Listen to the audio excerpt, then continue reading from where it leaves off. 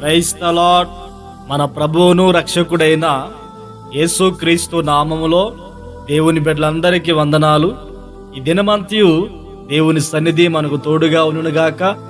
ఈ దినపు యేసయ్య జీవపు మాట యోహాను సువర్తమానం 15వ అధ్యాయము 4వ వాక్యాన్ని చదువుకుందాము. నా యందు నిలిచియుండుడి, మీ యందు నేనును నిలిచియుందును. ప్రియా దేవుని బిడ్డలారా, ప్రభు అయిన యేసుక్రీస్తు చెప్తున్న మాట ఏంటంటే, నా యందును మీరు నిలిచి ఉండుడి, అప్పుడు నేను మీ యందు నిలిచి ఉంటానని ప్రభు సెలవిస్తూ ఉన్నారు. యేసుక్రీస్తు రక్తము చేత కడగబడిన మనము మన బ్రతుకు దినములన్నిట ప్రభు యందే మనం నిలిచి ఉండాలి. ఎందుకు అంటే ఆయన తన స్వరక్తమిచ్చి మనల్ని కొన్నాడు. మనము మన సొత్తు కాదు, ఆయన సొత్తు. ఆయన సొత్తు అయిన మనము ఆయనలో నిలిచి ఉండాలి కానీ లోకములో మనం నిలిచి ఉండే వారముగా ఉండకూడదు. జనాలు చాలా మంది బాప్తిసం పొందిన వారు కూడా లోకములో నిలిచి ఉంటున్నారు.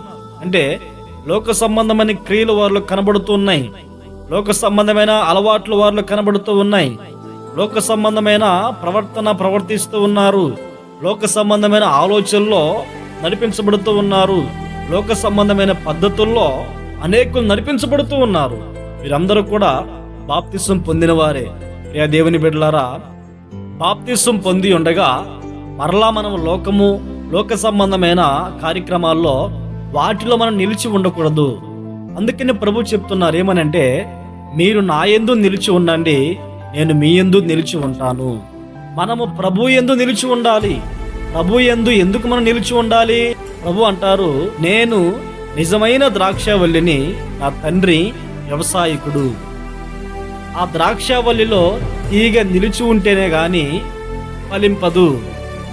ద్రాక్షవల్లికి తీగ నిలిచి ఉండకపోతే ఆ ద్రాక్ష తీగ ఫలించదు.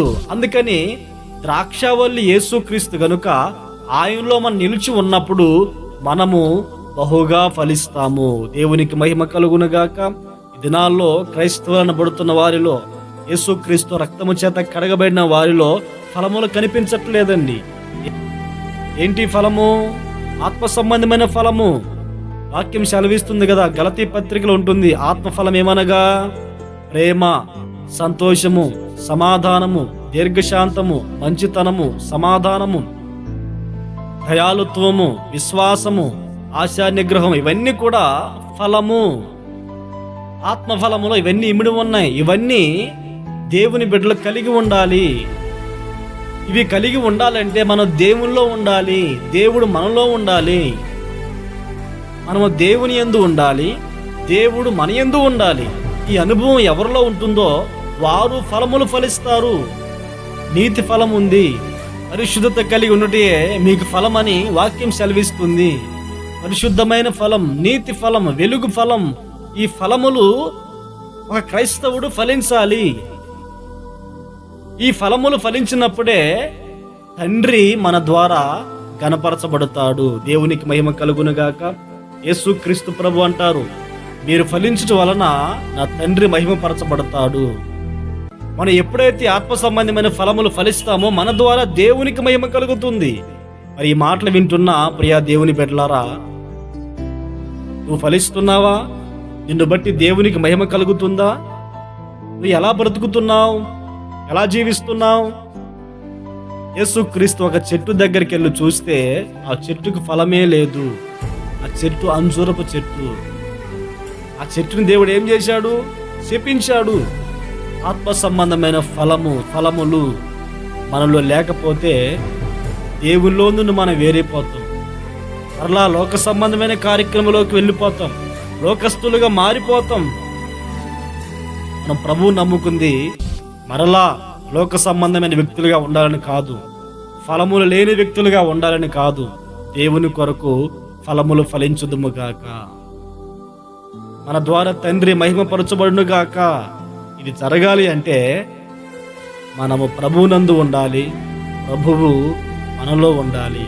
మన బ్రతుకు దినములన్నిట ఆ రీతిగా బ్రతుకుటకు దేవుడు సహాయం చేయునుగాక. ప్రార్థన. ఆశ్చర్యకరుడా, మహోన్నతుడా, సర్వాధికారి జీవాధిపతి మీకు స్తోత్రాలు చెల్లిస్తున్నాం నాయనా. గడిచిన దినాలన్నీ మీరు కాపాడి ఉన్నారు. ఈ సంవత్సరం ప్రారంభ మాసం నుండి నా తండ్రి మీరు కాపాడుతూ వచ్చారు. ఈ సంవత్సరం చివరి మాసములోకి ప్రవేశపెట్టి ఉన్నారు. నేటి దినాన్ని మీరు మాకు అనుగ్రహించి ఉన్నారు.